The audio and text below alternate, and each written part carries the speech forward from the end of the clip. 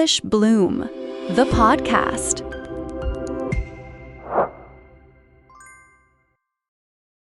Before we start, let me ask you something. Have you ever opened your mouth to speak English and nothing came out? Your brain knows the words, but your tongue feels heavy. Your heart beats too fast, and you just stay silent. If that feels like you, stay with us. This episode is for the quiet voice inside you that is tired of being afraid. Welcome to English Bloom, the podcast. I'm Liam. And I'm Olivia. Tonight, we want to create a soft space for you.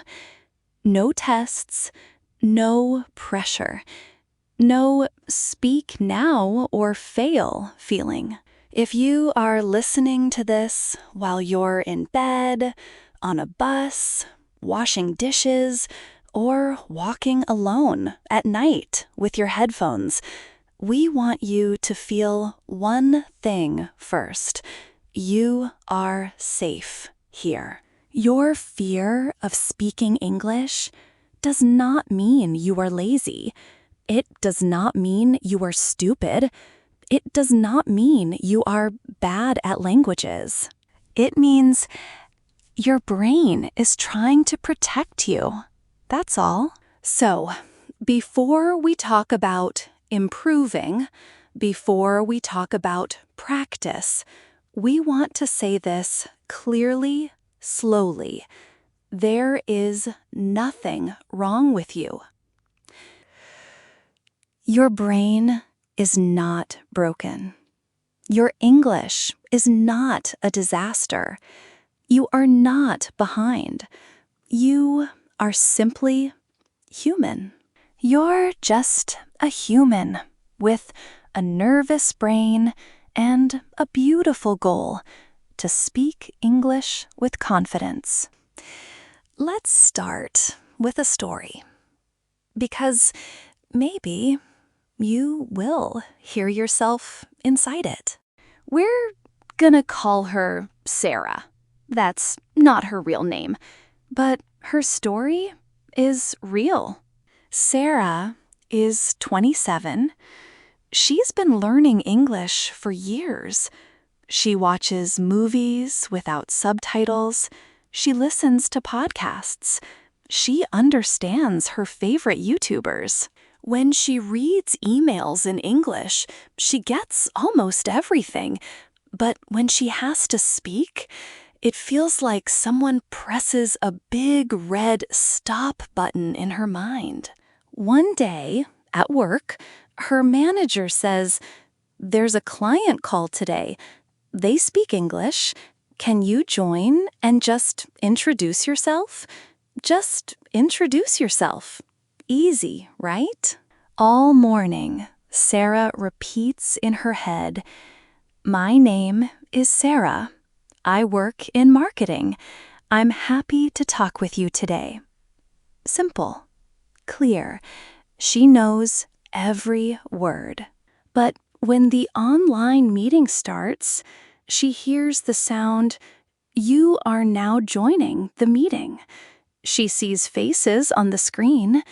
She hears fast English. "Hi, everyone. Thanks for joining. Can you all hear me? Okay, let's get started." Suddenly, her chest feels tight.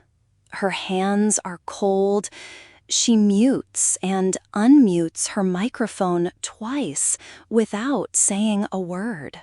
Her manager smiles and says, "Sarah, maybe you can introduce yourself." There is a small silence. Everyone is waiting. And in that moment, Sarah's English disappears. Not really, but it feels like it. Her brain is screaming, "Don't make a mistake. Don't sound stupid. Don't embarrass yourself. Your accent is terrible." So instead of speaking, she panics. She says something very, very short. "Hello, I'm Sarah, marketing. Nice to meet you." Her voice is small. She turns off her camera after a few minutes, pretends the connection is bad, and when the call ends, she feels ashamed. Not because she is bad at English. She understands almost everything they said on the call. She feels ashamed because she thinks, "I had one simple job. Introduce yourself. And I failed. What is wrong with me?" If you have ever closed your mouth when you wanted to speak, if you have ever avoided a meeting, a phone call, a party, a class because you were afraid of speaking English, then you and Sarah are the same team. And listen carefully. There is nothing wrong with Sarah. There is nothing wrong with you. All of this has a very human, very logical reason inside the brain. Let's talk about that reason, but we'll keep it simple. No big science words. Think about your brain like a guard dog, a very loyal dog. It watches your life. It remembers what hurts. It remembers what feels dangerous. Maybe, years ago, you tried to speak English in class, and people laughed. Maybe a teacher said, "Wrong," again, in a cold voice. Maybe friends imitated your accent, and it felt like a small knife in your chest. Your brain noticed that, and your brain said, "Oh, speaking English is dangerous. It brings pain, embarrassment, rejection. So now, every time you are about to speak, your brain does its job. It protects you." How does it protect you?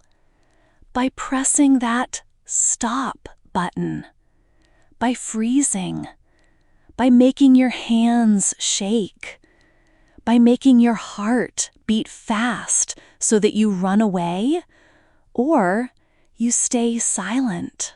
So your fear is not proof that you are weak. Your fear is proof that your brain remembers and cares. Fear is not lack of knowledge. Fear is brain protection.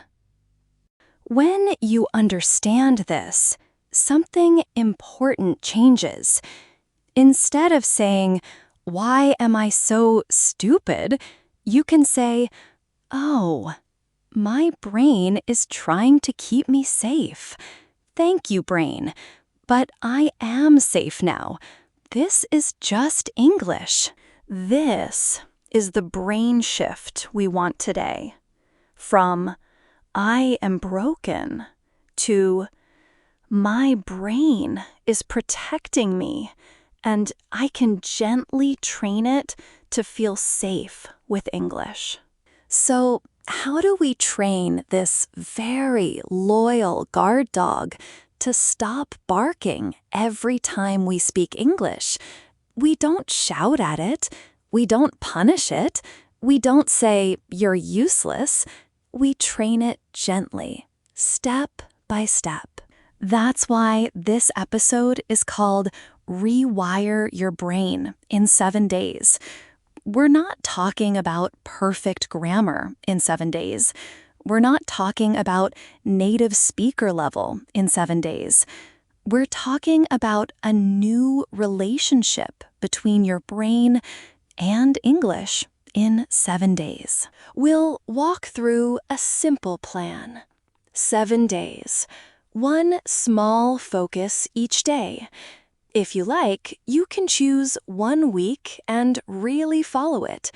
If not, you can just listen now and let these ideas plant small seeds in your mind. Day 1. Notice the fear without fighting it. On day 1, you don't have to force yourself to speak. Your only job is to notice.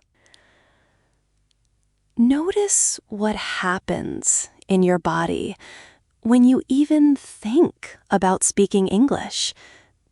Maybe your stomach feels tight. Maybe your shoulders rise. Maybe your jaw gets hard. Today, you can simply say inside your head, "Okay, this is fear. This is my brain trying to protect me. I don't have to fight it. I just have to see it." Maybe you write one sentence in a notebook. Today, I felt afraid when.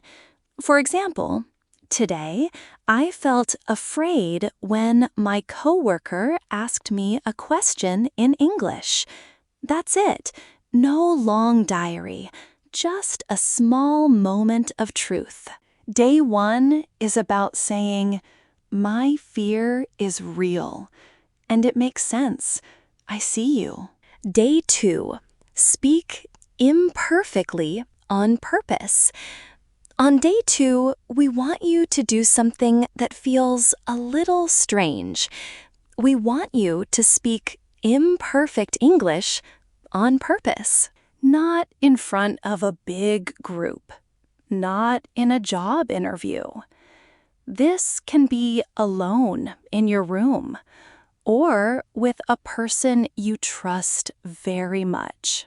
You could stand in front of a mirror and say 3 simple sentences, even if they are not perfect. Something like, "I am learning English. Sometimes I feel scared, but I am still trying." If your grammar is not perfect, that's okay. In fact, that is the point.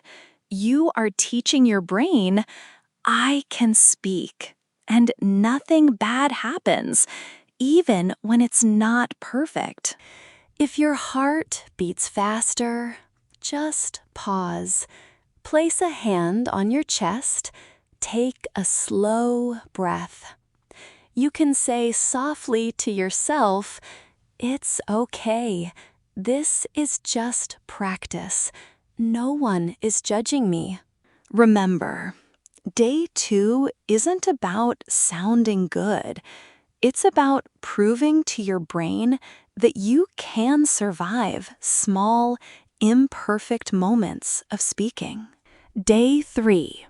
Think in simple English sentences. On day 3, we don't even need your voice. We only need your thoughts. Many learners translate from their first language word by word before they speak. That makes your brain work too hard. And when your brain is already nervous, this extra work can make you freeze. So today, try to think in small, simple English sentences for a few minutes. For example, when you are cooking, think, "I am cutting the onion. The water is boiling. I am adding salt." When you are walking, think, "I am walking to the bus stop. The sky is gray. I feel a little tired." These are not academic sentences. They are not beautiful, but they are your mental gym. You are training your brain to react in English, not translate everything first. Even 5 minutes of this on day 3 is enough. You're not trying to be perfect. You're just building a small path in your brain from fear to familiarity. Day 4.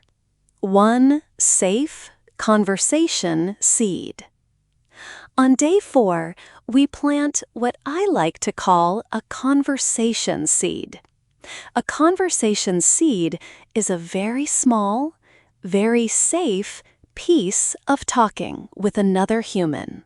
This could be sending a short voice message in English to a friend who understands your level, answering one question in an online group with your real voice for just 10 seconds, or asking a very simple question in a cafe or store if that's possible for you. The idea is just one tiny moment of real connection in English. You could even prepare the sentence first.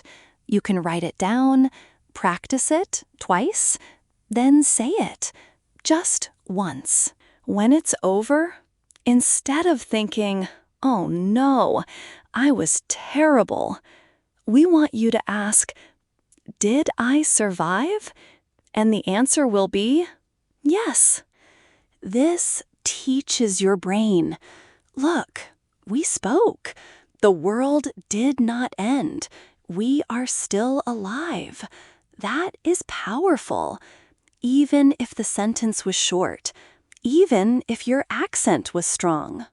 Day 5. Celebrate tiny wins. On day 5, we focus on something many learners ignore: celebrating tiny wins. Your brain is trained to remember mistakes, embarrassing moments, times you couldn't speak. We want to balance that. So today, take 5 minutes. Ask yourself, what are 3 small English wins from this week? A win can be, I understood a joke in English. I said hello to a stranger. I listened to a podcast and didn't give up. I spoke for 20 seconds, even though I was scared. Write them down. 3 tiny wins. Then read them out loud, slowly. You can say, today I am proud that I, and then add your 3 wins. This sounds simple, but it rewires your story. Instead of, I always fail, you start to see, I am already growing. Here's a line we want you to remember. Progress in English is not loud. It's quiet, and it's happening inside you every day. Day 6. Rewrite the old memory. On day 6, we are going to visit an old memory that still hurts, only if you feel ready. If this feels too heavy, you can skip this day and come back later. Think of one moment when you felt really bad about your English. Maybe someone laughed. Maybe you forgot a word. Maybe you stayed silent when you wanted to speak. Take that memory and imagine you are there again. But this time, you are not alone. Imagine that Olivia and Liam are sitting next to you. We see you. We see your shaking hands. We see your red face. We hear your thoughts. I'm so stupid. Everyone thinks I'm an idiot. Why can't I speak? And we say to you very softly, you are not stupid. You are scared. And that makes sense. You are doing something brave. You are trying to speak in another language. That is never something to be ashamed of. Now, imagine that younger version of you looks at us. We take their hand. We tell them, it's okay. You are allowed to make mistakes. You are allowed to be a beginner. You are allowed to be afraid and still try. You can even whisper this to your past self. I forgive you. You were doing your best. You were not weak. You were learning. When you do this, you are not changing the past, but you are changing how your brain holds it. It becomes less like a sharp knife and more like a soft scar that you can gently touch without crying. Day 7. Speak as the untrained speaker, not the bad speaker. On day 7, we bring everything together. We want you to try one slightly bigger moment of speaking. But this time, you will not speak as a bad English speaker. You will speak as an untrained speaker who is training. That's a huge difference. Bad is a judgment. Untrained is a situation. You can change a situation. So today, choose a moment. Maybe you practice a 2-minute voice note about your day and send it to someone. Maybe you join a short online call and say 1 or 2 comments. Maybe you talk to yourself in the mirror for 3 minutes about anything you like, your job, your favorite food, your dreams. Before you start, put a hand on your heart and say out loud, I am not a bad English speaker. I am an untrained speaker, and I am training right now. Then you speak, slowly, imperfectly, honestly. And when you finish, instead of saying, that was horrible, try this. I did something brave today. My English is growing roots. 7 days, not of perfection, but of rewiring. Little by little, you are teaching your brain. English is not a monster. English is not a place of shame. English is a new room in my life, and I am allowed to enter, even if I walk slowly. If you are still listening right now, I want to tell you something very simple and very true. You are already brave. You might not feel brave. You might be thinking, I'm just listening. I'm not doing anything brave. But you are. You are facing a fear that many adults avoid. You are opening a door to another language, another world.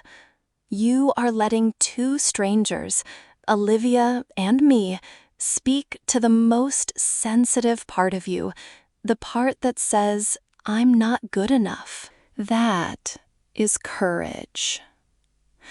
Courage is not speaking perfect English in front of 100 people. Courage is trying again after 10 silent moments. Courage is saying 1 sentence when your voice is shaking. Courage is listening to your fear and walking forward anyway. So, right now, we want you to breathe a little deeper. Inhale and exhale slowly. And repeat, if you can, out loud or in your mind, I am not weak. I am healing my fear. I am allowed to learn slowly. We believe in you. And it's not because we have seen your grammar tests or your exam scores. We believe in you because you are still here, still listening, still hoping. And that hope inside you is stronger than you think. Now, we want to talk about identity, how you see yourself as an English speaker. Maybe, for years, you've been saying in your mind, I'm terrible at English. I can't speak. My English is so bad. These sentences are not just words. They are like tattoos on your self-image. Tonight, we want to offer you some new sentences. You don't have to believe them 100% right away. Just try them on, like new clothes. Here is the first one. You are not a bad English speaker. You are an untrained speaker. The second one. Mistakes are not proof that you are stupid. They are proof that you are trying in real life. And the third one. Fluent you is already inside you. Every small sentence you speak is how you set them free. You don't need to repeat the old identity. I am always the silent one. You can slowly move to, I am learning to speak, step by step. I am allowed to sound like a learner because I am a learner. Your accent is not a problem. It is your story. Your pauses are not failures. They are breaths of courage. Your journey is not late. It is exactly on your time. Let this episode be a small turning point. Not the day you became fluent, but the day you stopped calling yourself bad. We promised this would not feel like a classroom, but we also want to quietly give you some English phrases you can use when you talk about your fear and your confidence. We'll say them slowly. You can repeat if you want to, no pressure. Just let the words flow through you. The first phrase is, I'm a bit nervous, but I'll try. This is a beautiful sentence to start with when you speak English. You can say it before a presentation or before you answer a question. It tells the world, I feel fear and I am still here. The second phrase, I'm still learning, so I might make mistakes. This phrase protects your heart. You don't have to pretend to be perfect. You can be honest. And many people will respect you even more for that honesty. The third phrase, thank you for your patience. You can use this after you speak slowly or when you ask someone to repeat something. It creates a soft, kind space between you and the other person. The fourth phrase, can you say that more slowly, please? This is very useful when someone is speaking too fast. You are not stupid for asking this. You are smart because you are taking care of your understanding. And the fifth phrase, I'm proud of myself for speaking. You can say this after any conversation, even a short one. Maybe you whisper it on your way home. Maybe you write it as a message to a friend. Let's repeat them once more, like a soft wave. I'm a bit nervous, but I'll try. I'm still learning, so I might make mistakes. Thank you for your patience. Can you say that more slowly, please? I'm proud of myself for speaking. You don't need to memorize them perfectly today. Just know that these sentences are here, waiting for you when you need them. We are coming to the end of this episode, but not to the end of your story. If something inside you feels a little softer, a little lighter, that's enough for today. We want you to know this. You are not walking this English road alone. In every country, in every time zone, there are people with headphones right now. People just like you who understand a lot but feel afraid to speak. We see you as part of one big group, a quiet, brave community of learners who are tired of fear and ready to grow. If this episode helped you feel a little more understood, a little less alone, you are welcome to come back to it anytime you feel scared. You can listen again before a meeting, before a class, before a conversation. Let it be your safe corner of the internet. And if you want more soft, slow, heart-centered English moments, you can stay with us here on English Bloom, the podcast. We're not going anywhere. We'll be right here, waiting for you with more gentle episodes to help your English grow. Remember, you are not a bad English speaker. You are an untrained speaker, and every small sentence you say is another step toward the confident you that is already inside. Thank you for spending this time with us. Take one more slow breath.